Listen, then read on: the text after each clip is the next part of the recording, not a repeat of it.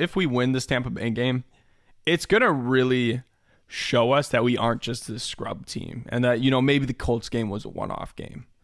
But if we can't win this, there's nothing in my mind that thinks that this team is just a team that will beat up on bad teams. So, well, I mean, yeah. I almost kind of just want to get into it now because I just have like something to say. It's just like it's let's really get into Tampa Bay. Let's do it. I think it's something that is this game really does tell a lot. I think you hit on something big there because I'm excited for this game. For the reason is that the offense and the defense are both going to be tested, which I'm happy. The defense, they have to at least deal with a Tampa Bay team that has plenty of weapons. I don't really know about the health of Mike Evans.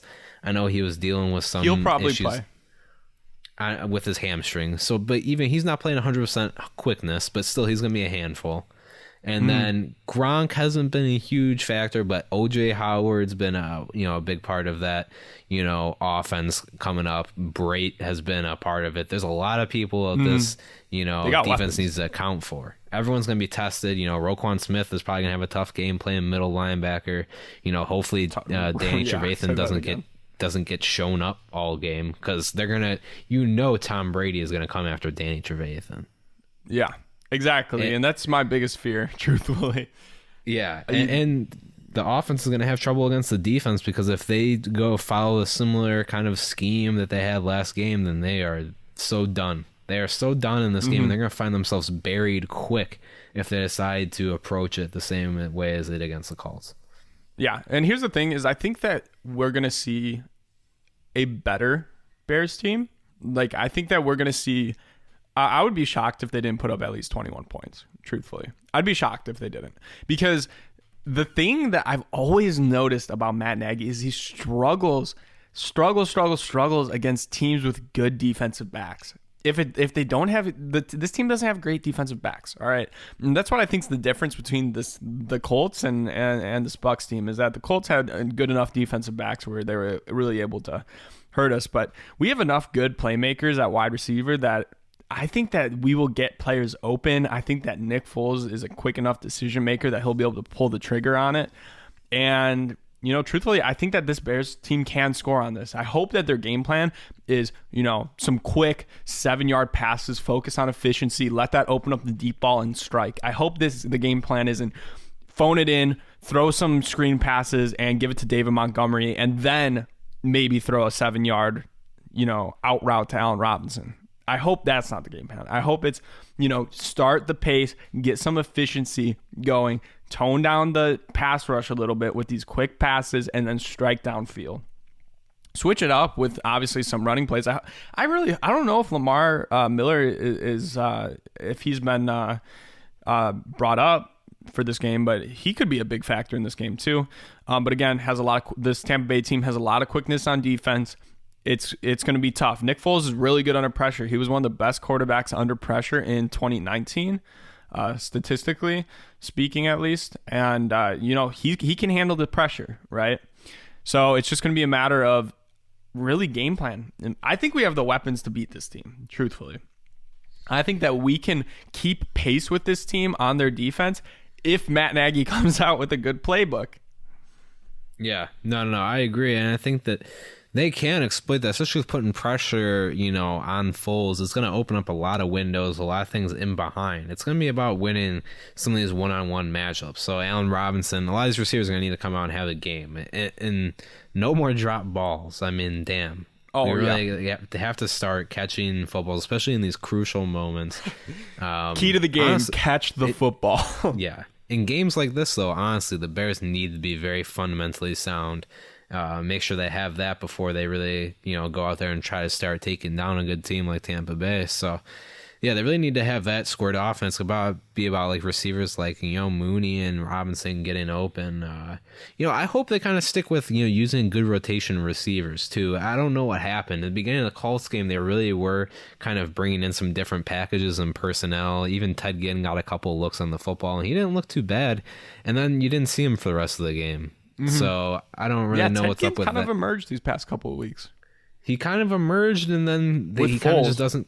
and then he kind of just doesn't really get, used. So hopefully, he stays out there. Really want to kind of see. I know Cole Kmet has been in there. I know he's been blocking. And I know that he's not a primarily receiving tight end, but man, he really hasn't really had his name called too much. So I think this week is a good, or tonight's game is really a good one to go out there and try to use a lot of different personnel to really kind of try to get in the heads of Tampa Bay. And if they can win these one-on-one matchups and Foles they would deliver some crisp balls, and this is definitely a very winnable game.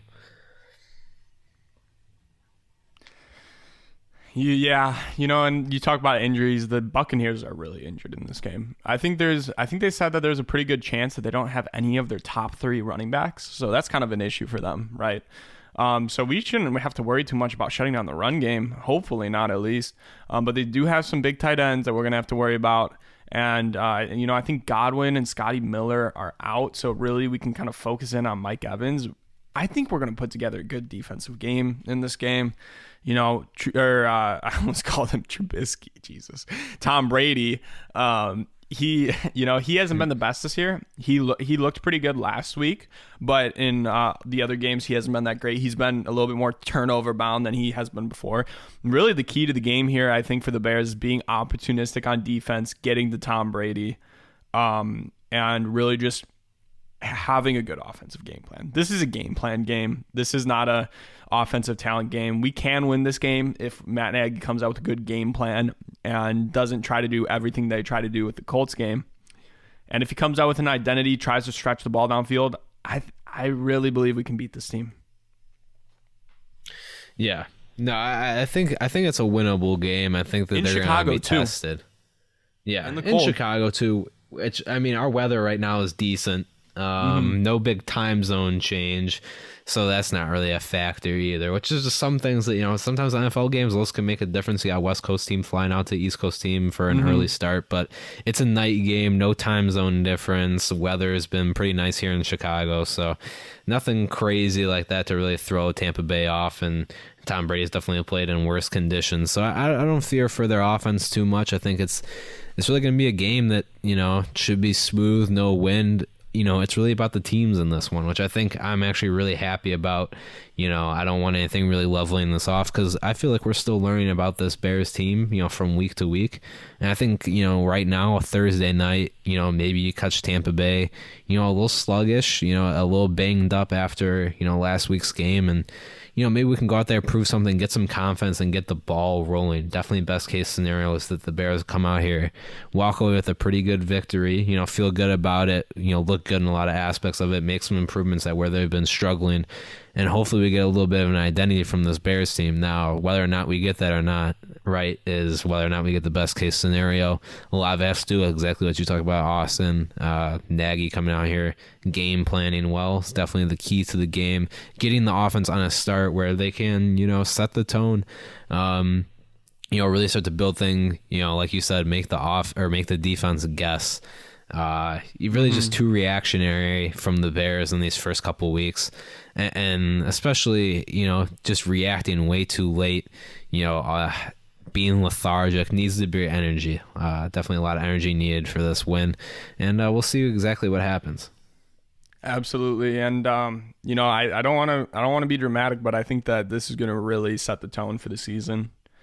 Dropping from being undefeated to 3-2 is going to could really impact the way the season plays out, especially when we've only really played 2 good teams and we lose to both of them. So I don't mean to be dramatic, but I think this is going to be a big impact. Ultimately, I hate to do it, but I think we're going to end up losing 28-21. Yeah, damn. I'm definitely going to predict my first loss too. The fact is, I think you brought up something earlier. I wanted to touch on it. You said the Bears can score 21 points in this game. And I was going to say they're going to need to score at least 28 to win. Yeah, I think the Bears need to score at least 28 to win. So you kind of hit a little bit on the head there. I think the Tampa Bay ends up scoring 34, and I give this Bears offense, I think they get 24. And okay. I think the Bears offense gets 24 points. I think they lose by 10. I think the offense will look better than last week. I think they will have improvements, but Something just tells me that they're not going to be quite as decisive, quite as dominant. I think that's a good word that you used earlier on, in describing how, teams like Kansas City come out and just dominate. The Bears need to dominate in order to beat some of these good teams, and I'm just afraid they're not going to be quite dominant enough to take the win, and it'll be a Thursday night loss, unfortunately. Hey guys, like our video, subscribe, and check out our bi-weekly podcasts on Apple Podcasts. Thanks.